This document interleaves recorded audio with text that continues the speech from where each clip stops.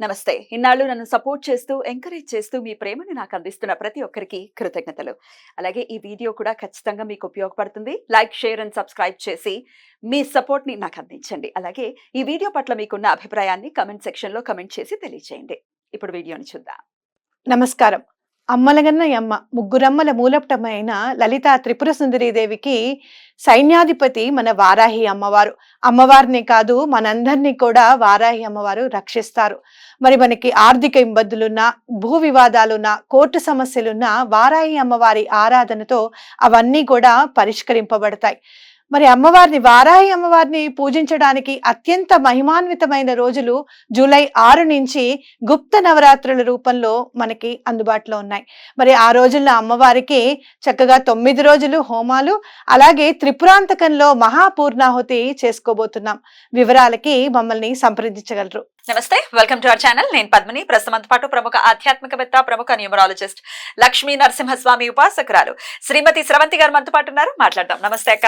నమస్తే పద్మిని. అక్క, జూలై 6వ తారీఖు వచ్చేస్తోంది. అత్యంత వైభవంగా ఆషాఢ మాసం ప్రారంభం కాబోతోంది. ప్రారంభమే వారాహి నవరాత్రులు కూడా, గుప్త నవరాత్రులు రాబోతున్నాయి. ఖచ్చితంగా చాలా విశేషంగా కార్యక్రమాలు నిర్వహించబోతున్నారు. మీరు ఒక్కసారి ఆ కార్యక్రమాల గురించి మీ మాటల్లో. తప్పకుండా చెప్తాను పద్మిని.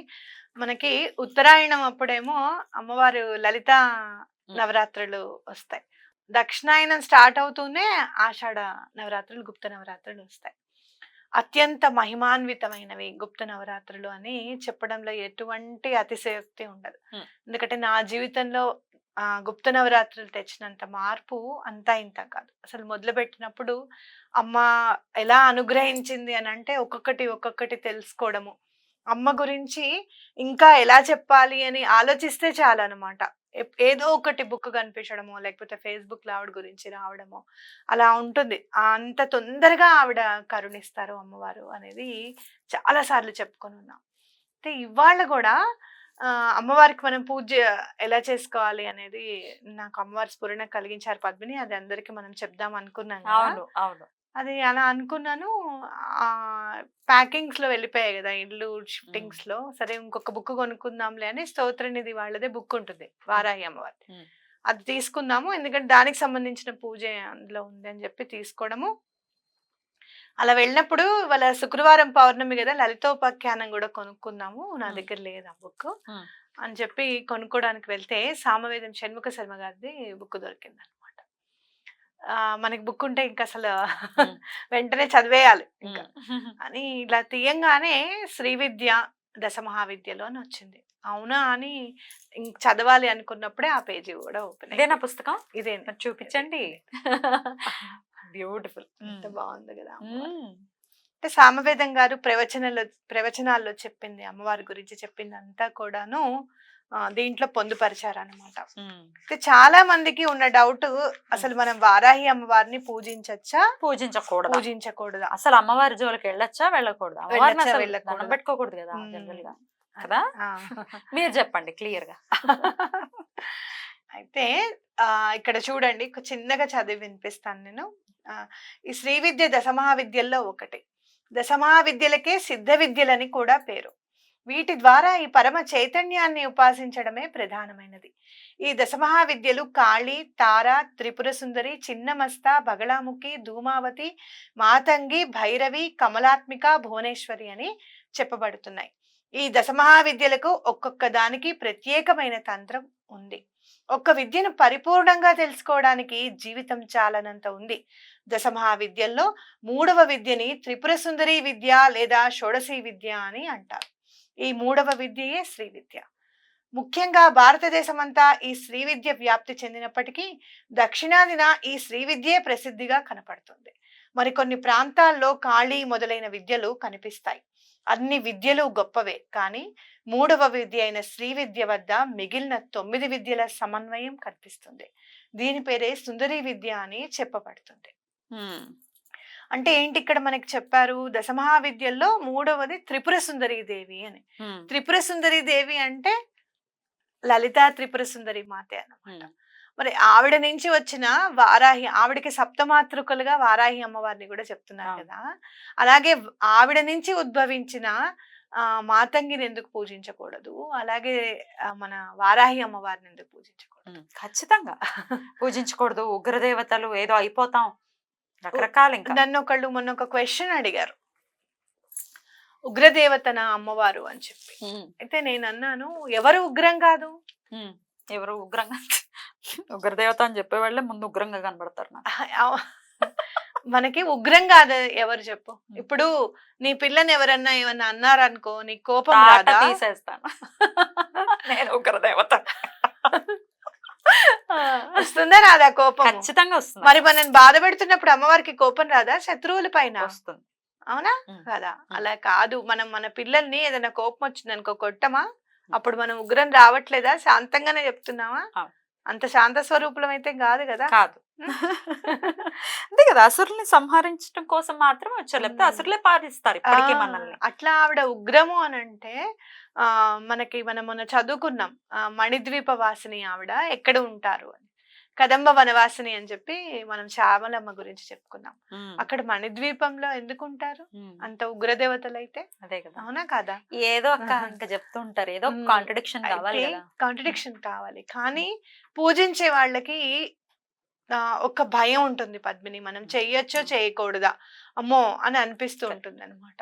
ఇలాంటి వాళ్ళు ఏం చెప్తారు అని అంటే, ఉగ్రదేవతల్ని పూజిస్తే మీ ఇంట్లో వాళ్ళని కూడా వదలదు. ఎప్పుడన్నా మీకు ఇంట్లో వాళ్ళ మీద కోపం వచ్చింది అనుకోండి, వాళ్ళని కూడా నాశనం చేసేస్తుంది అమ్మవారు. అంటే అంత విచక్షణ లేదా మనకి లేదు కదా, మన నోటికి లేదు కానీ అమ్మవారికి కూడా ఆపాదిస్తామా? అందుకనే అందుకనే ఇలాంటి విద్యల గురించి నేర్చుకున్నప్పుడు చేసినప్పుడు మనం ఏంటంటే మన నోరుని అదుపులో పెట్టుకోవాలి. మనం ఏ మాట అంటే ఆ మాట మాట్లాడకూడదు, ఏ మాట అంటే ఆ మాట తిట్టకూడదు, పిల్లలనైనా సరే ఎవరినైనా సరే అని చెప్పేది అందుకే. అర్థమైందా? ఎందుకు అందుకే మాట మంచిది అవ్వాలి అని చెప్పి ఎందుకంటారు? అలా పరుషవాక్యం మాట్లాడకూడదని పెద్దవాళ్ళు ఎందుకు చెప్తారు? తప్పమ్మ అలా అనకూడదని ఎందుకంటారు అని అంటే, నువ్వు ఏ విద్య ఉపాసన చేయకపో, వాక్కు మాత్రం నీకు భగవంతుడి నుంచి ఉద్భవించేదే, అవునా కదా? ఇక్కడి నుంచి లోపల నుంచి వచ్చేదే. దాన్ని నువ్వు సక్రమంగా తీసుకునిరా, దాని మీద నువ్వు నియంత్రణ ఉంచు అని చెప్పేది ఎందుకు అని అంటే, మన జీవితం బాగుపడడానికి.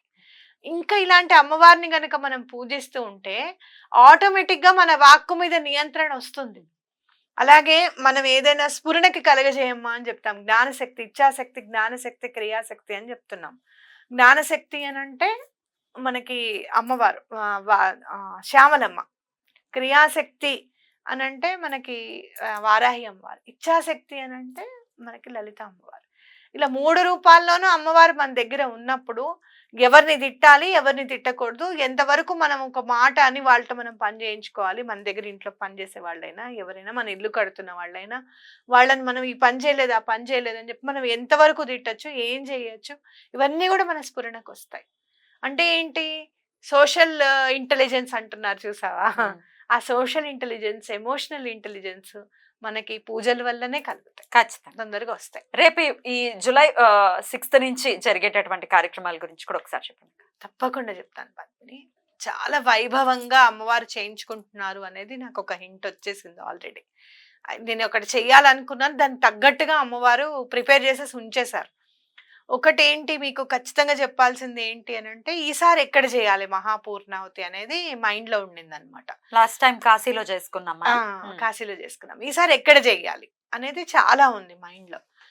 చూద్దాంలే వదినా అని రాజశేఖర్ శర్మ అనడము, సరే నువ్వు తొందరగా చెప్పు, ఎందుకంటే మనం వీడియో చేస్తున్నాము, చెప్పాలి అని నాకు అనిపించడము, రేపు చెప్తానులే అని అనడము. నువ్వు ఎక్కడ ఉన్నావురా అంటే, నేను ఇక్కడ వైదేశ్వరంలో ఉన్నాను అంటే, వైదేశ్వరానికి వెళ్ళావా, నాకెందుకు చెప్పలేదురా నువ్వు వైదేశ్వరానికి వెళ్ళావు అని చెప్పి, ఎందుకు చెప్పలేదు అని చెప్తే, ఎందుకు నువ్వు వచ్చేదాను అని. సరే నేను వచ్చినా రాకపోయినా స్వామి హుండీలో ఏదో ఒకటి వేయమనన్నా నేను చెప్పేదాన్ని కదా అని అంటే, సరే వదిన రేపు మా వాళ్ళు ఉన్నారు, వాళ్ళు రేపు బయలుదేరుతున్నారు అక్కడి నుంచి, వాళ్ళకి నేను చెప్తాను అనడము. పొద్దున్నే 6ంటికి ఫోన్ చేసి పేర్లు రాయించాను వదిన అని చెప్పడం, అక్కడ మనం ఇవ్వాలనుకునేది ఇవ్వడము.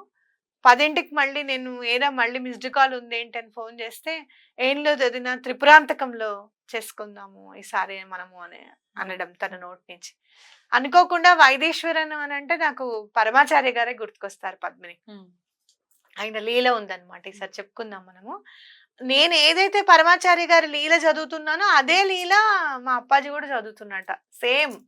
అంటే ఇది పరమాచార్య గారి సంకల్పంతోనే జనించింది త్రిపురాంతకం అనేది నా గట్టి భావన. అది అమ్మవారి అనుగ్రహం ఉంటే తప్పించి మనం దాన్ని అంత తొందరగా క్యాప్చర్ చేయలేం. ఎప్పుడు అనుకుంటూ ఉంటాం చూడు, అప్పుడు అనిపించింది ఎందుకో నేను చేయలేకపోయాను అని అనుకుంటూ ఉంటాం. మీకు చెప్తాను చూడు, ఒకళ్ళు నాకు వెండిది ఇక్కడ ఇప్పటికీ బాధపడుతూ ఉంటాను. నన్ను తీసుకొని వెళ్ళి మీకు ఇంత వెండి విగ్రహం కొనిస్తాను అని చెప్తే నేను వద్దు వద్దు వద్దు అని చెప్పాను వాళ్ళకి. వద్దండి వద్దండి అని చెప్పా. ఇప్పుడు బాధపడతా, ఎందుకు లక్ష్మీదేవిని కొనిస్తా అంటే ఎందుకు వద్దన్నాను నేను అని చెప్పి. వాళ్ళు కొనిచ్చడానికి అమ్మవారు అనుగ్రహించింది, కానీ నా మైండ్కి అది రాలేదు. సో తప్పకుండా మనం దాన్ని క్యాప్చర్ చేయగలిగాము అని అంటే అమ్మవారి అనుగ్రహం ఉండవలసిందే మన పైన. కాబట్టి ఇది వారాహి అమ్మవారి అనుగ్రహం ఉన్నట్టే. తప్పకుండా ఎవరికైనా మనసులో గనక అయ్యో మాకు కట్టాలనుంది, పూజించకూడదు అంటున్నారు అని గనక మీకు ఉంటే గనక పొరపాటున కూడా అలాంటి డౌట్ పెట్టుకోకండి. తప్పకుండా వారాహి అమ్మవారిని పూజించవచ్చు. రైట్. సో 10 రోజులు జరుగుతాయి. మహాపూర్ణావతి మాత్రం త్రిపురాంతకంలో జరుగుతుంది అత్యంత అద్భుతంగా. రైట్ అక్క. ఎప్పుడక్క త్రిపురాంతకంలో ఇంకా డిసైడ్? అంటే లాస్ట్ హోమం అయిపోయిన నెక్స్ట్ డేనా ఆ నెక్స్ట్ డేనా ఒక్క రోజు రెస్ట్ తీసుకొని వెళ్ళాలనుకుంటున్నాము. సో నవమి దశమికి అయిపోతుంది, ఏకాదశి ద్వాదశుల్లో వెళ్తాం. ఏకాదశి ద్వాదశుల్లోనే వెళ్ళిపోతాం. పౌర్ణమికి ముందే అయితే? పౌర్ణమికి ముందే. రైట్. అద్భుతం. మరి గోత్రనామాలు ఇవ్వాలి అని అనుకుంటే గనక ఖచ్చితంగా కింద స్క్రోల్ అవుతున్న నంబర్స్ కి కాల్ చేసి మీ గోత్రనామాలు, మీ అడ్రస్, పిన్ కోడ్ తో సహా తెలియచేయండి. అలాగే మీ సంకల్పం కూడా క్లుప్తంగా రాసి పంపించండి. ప్రసాదం రూపంలో ఏం వెళ్తుంది అక్క వారికి? ప్రసాదం రూపంలో చీర పంపిస్తాను పద్మిని. అమ్మవారికి అన్ని చీరలతోనూ పూజ చేయాలనేది ఉందన్నమాట. ప్రసాదం చీరే పంపిస్తాను. పసుపు కుంకుమ రుద్రాక్షలు వెళ్తాయి, ఇవి ఎలాగో వెళ్తాయి. అద్భుతం అక్క. కోరుకుంటూ thank you so very much అక్క. నమస్తే.